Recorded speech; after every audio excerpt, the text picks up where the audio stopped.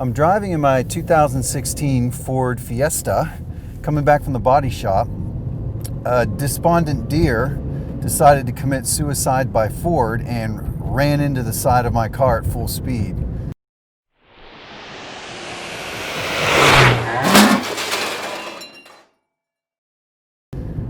Now this is the third time I've hit a deer, which is kind of remarkable because I've been driving for a long time and mostly in rural areas. So it's really miraculous I haven't hit more.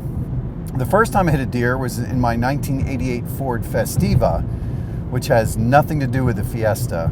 Don't get me started.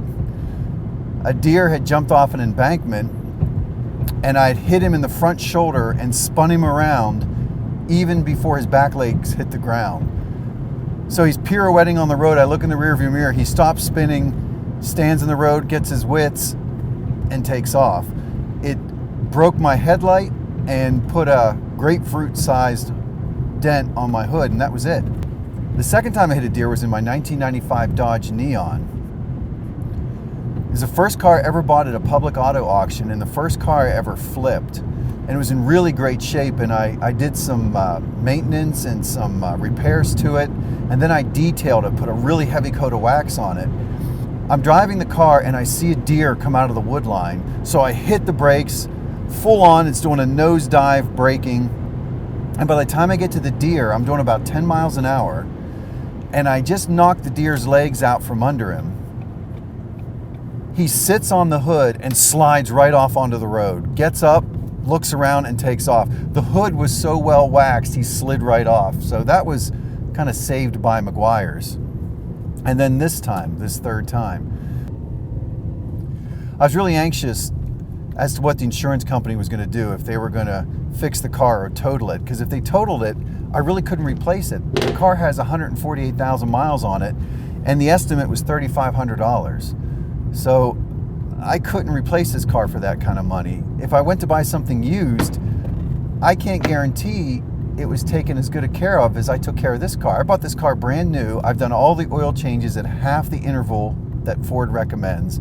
All the filters, all the brakes, tire rotations, spark plugs. I've done and kept up with all the maintenance and kept a detailed logbook. Now, in America, when it comes to like bottom feeding economy cars, nobody takes care of them, and surely nobody keeps a logbook on them. In fact, in America, they try to destroy economy cars. If you have a small, cheap car, you just absolutely try to destroy it.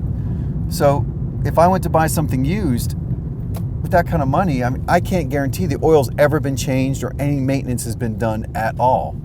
So I thought, well, okay, what if I take the money and do a down payment on a new car?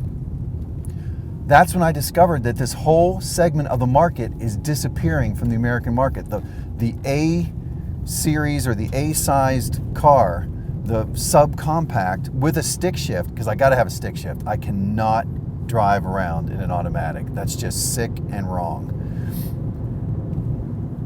But that whole segment is disappearing. Ford doesn't sell the Fiesta here anymore.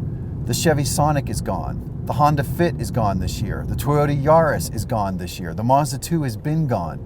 There was only 2 stick shift small cars available in America: the Nissan Versa and the Hyundai Accent. Even the Hyundai's sister car, the Kia Rio, isn't available with a stick shift.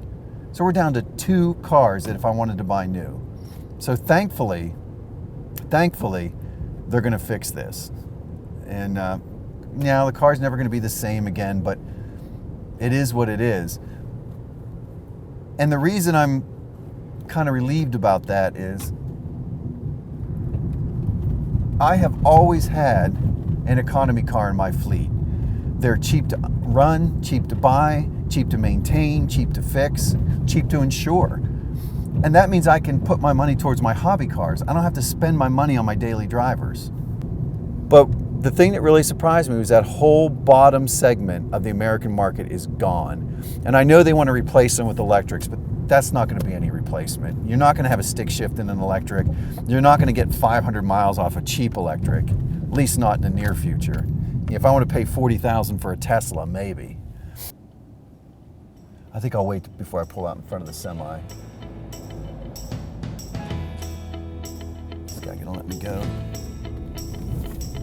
There's nothing more fun than a small car. A small car with an automatic is like a little torture chamber.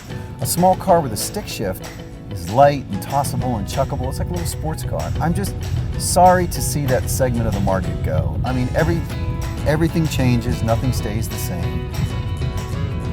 But I'm just sorry to see it go. I fully realize that I'm the only one who's going to miss the entry-level manual transmission car, unaffectionately called the Econobox. Most people consider these cars as pass-through vehicles, just something to put up with until you can afford better. The funny thing for me is, even when I could afford better, I always had a cheap stick-shift car in the fleet, and it was always the one I drove the most. These are the cars so many people use to take their first steps into adult life, the magic carpet into the real world your father warned you about. Now that role will be filled by tiny SUVs and used hybrids. Passenger side mirror and air conditioning now standard.